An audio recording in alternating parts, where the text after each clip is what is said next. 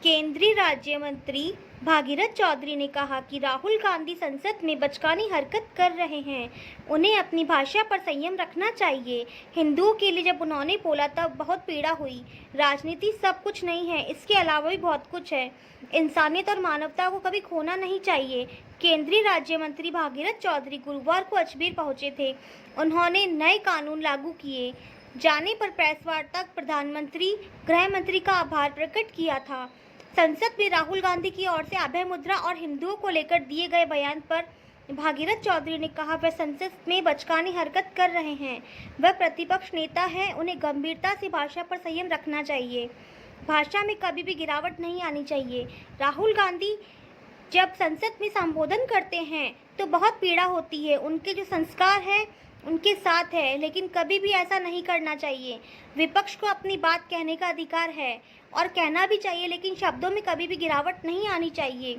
चौधरी ने कहा कि बहुत पीड़ादायक बात है। हिंदुओं के लिए जब उन्होंने बोला तब बहुत पीड़ा हुई। भगवान शंकर की फोटो दिखाकर बोल रहे हैं पुरुष और महापुरुष है, ये भगवान है। भागीरथ चौधरी ने कहा कि आखिर समझ नहीं आ रहा कि उनके मन में भावना क्या है। हमारे हजारों और लाखों पीढ़ियों ने कष्ट झेलकर हमारी सनातन और संस्कृत को बचाए रखा है। वह दादा पता नहीं क्या क्या बता रहा है। बहुत दुख और पीड़ा होती है। भागीरथ चौधरी ने कहा कि यह वोटों की राजनीति है, लेकिन राजनीति सब कुछ नहीं है, इसके अलावा भी बहुत कुछ है। इंसानियत और मानवता को कभी खोना नहीं चाहिए। हमारी संस्कृति के ऊपर इस तरह का प्रहार करना और हिंदुओं के प्रति इस तरह से अपशब्द कहना शोभा नहीं देता। राहुल गांधी को देश की जनता, हिंदुओं और सदन से माफ़ी मांगनी चाहिए। तीनों कानून देश के लिए वरदान साबित होंगे। केंद्रीय राज्य मंत्री भागीरथ चौधरी ने कहा कि देश की आज़ादी से पहले कानून बने आ रहे थे, जिसमें आमजन को कई समस्याएं होती थी। इसलिए प्रधानमंत्री नरेंद्र मोदी के नेतृत्व में गृह मंत्री अमित शाह के द्वारा नए कानून में बदलाव किया गया। यह आमजन के हित में किया गया। जो कि आदतन दोषी है, उनको सख्त सज़ा मिले और दोबारा ऐसा अपराध नहीं करे, ऐसे भी इसमें प्रावधान किए गए। ये तीनों कानून देश के लिए वरदान साबित होंगे। ये पहले दंड और अब न्याय संगत के लिए बनाया गया है। देश हित के लिए ये कानून लाभदायक है। इसके लिए वह प्रधानमंत्री और गृह मंत्री का आभार प्रकट करते हैं।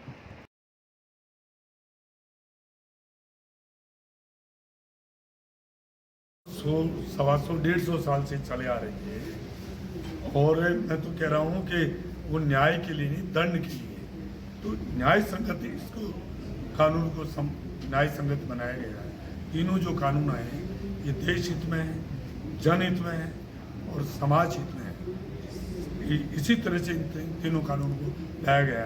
और पहले लटकाना, भटकाना, इस तरह का जो कार्य था, अब ये कानून ऐसा बनाया गया, तुरंत इस पर कार्रवाई होगी और पुलिस भी जवाबदेह होगी। और ये जो कानून जो बने हैं, मैं कह सकता हूँ कि जनहित के लिए बने हैं।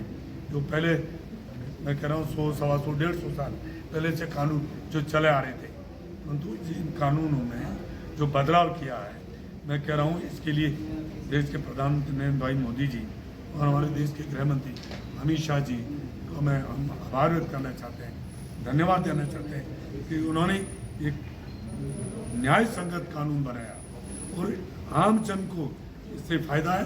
और जो दोषी है, जैसे आज देखने में आता है महिलाओं, बच्चों के साथ बहुत जिस तरह का जो गैंगरेप इस तरह की होती है, तो उनको सख्त से सख्त सजा मिले और तुरंत मिले।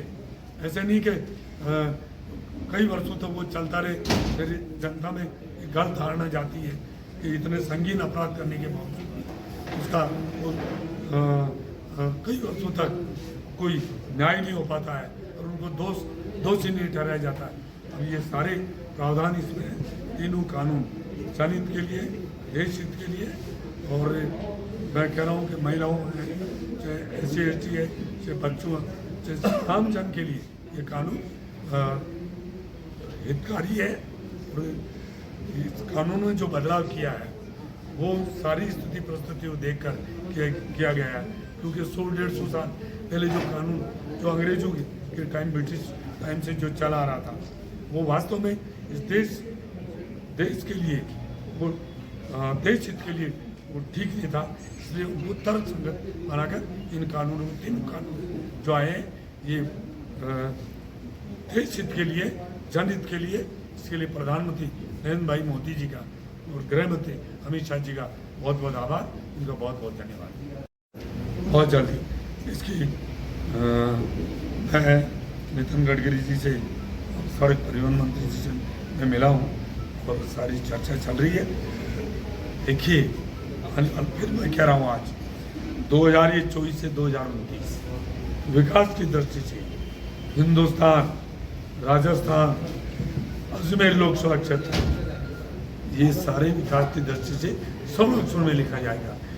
कोई भी समस्या हो, चाहे सड़क की हो, चाहे पानी की हो, चाहे शिक्षा की हो, चाहे चिकित्सा की हो, चाहे रेलवेज हो, चाहे हाईवेज हो, हर तरह का काम ऐसा होगा जो विकास की दृष्टि से। और आपको पता है 2014 के पहले 11वें पायदान पे था आर्थिक रूप से, आज 5वें पायदान पे, वो दिन दूर नहीं, 30वें पायदान में आर्थिक रूप से ये देश की ज्योति से आगे बढ़ने व्यवस्था के जो प्रावधान थे उनमें परिवर्तित किया और 1860 की जो आईपीसी इंडियन पेनल कोड थी उसको वर्तमान में भारतीय न्याय संहिता के अंतर्गत परिवर्तित किया। इसी प्रकार से जो सीआरपीसी धारा थी उसको भारतीय नागरिक सुरक्षा संहिता के रूप में परिवर्तित किया गया और जो तीसरा एक बड़ा एक्ट था इंडियन एविडेंस एक्ट, उसको भारतीय साक्ष्य अधिनियम के रूप के अंदर परिवर्तित किया गया। कुल मिलाकर के जो न्याय की एक स्थापित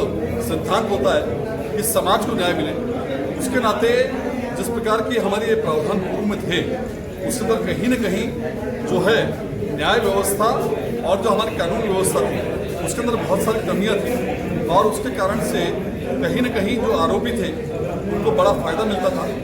लेकिन वर्तमान में जो ये तीनों एक्ट हमारी गवर्नमेंट लेकर के आई, इस एक्ट के माध्यम से अब कई तरह की जो है सहायता आम जनता को मिली है। जिस प्रकार से एक जीरो रिपोर्ट पूर्व के अंदर होता था कि किसी भी थाने के अंदर रिपोर्ट दर्ज कराने जाते थे तो कई बार रिपोर्ट दर्ज नहीं होती थी क्योंकि थाना क्षेत्र का विवाद होता है, लेकिन अब पूरे देश भर में कोई भी व्यक्ति कहीं भी जाकर के अपनी रिपोर्ट दर्ज करा सकता है। साथ ही न्याय के अंदर त्वरित व्यवस्था, ये न्याय शास्त्र का मूल सिद्धांत है कि जो विक्टिम है, जो पीड़ित है, उसको तुरंत राहत मिले। इसके नाते अब जो तय किए गए हैं कि 90 दिन के अंदर रिपोर्ट दर्ज होने के बाद 90 दिन के अंदर पुलिस को चार्जशीट जो है फाइल करनी पड़ेगी। उसी प्रकार से कोर्ट में जाने के बाद 60 दिन के अंदर उस पर आरोप तय होंगे और अगले 30 दिन में जो है उस पर उसको फैसला देना होगा कोर्ट को और उसके आगामी 7 दिन के अंदर उस कोर्ट के फैसले की कॉपी देनी पड़ेगी। यानी एक समयबद्ध रूप से सारा काम कर दिया गया। जो पूर्व के अंदर जिस प्रकार से वर्षों तक प्रकरण लंबित रहते थे अब वो लंबित नहीं रहेंगे और कुल मिलाकर के इस पूरे जो तीनों एक्ट में प्रावधान में चेंज किया गया है, इससे आम जनता को बहुत राहत मिलेगी और निश्चित रूप से जो हमारे संविधान की मूल आत्मा है कि सबका समानता का अधिकार मिले, सबको न्याय की व्यवस्था हो, उसके अंतर्गत ये जो तीनों परिवर्तित किया गया बहुत ही ऐतिहासिक है।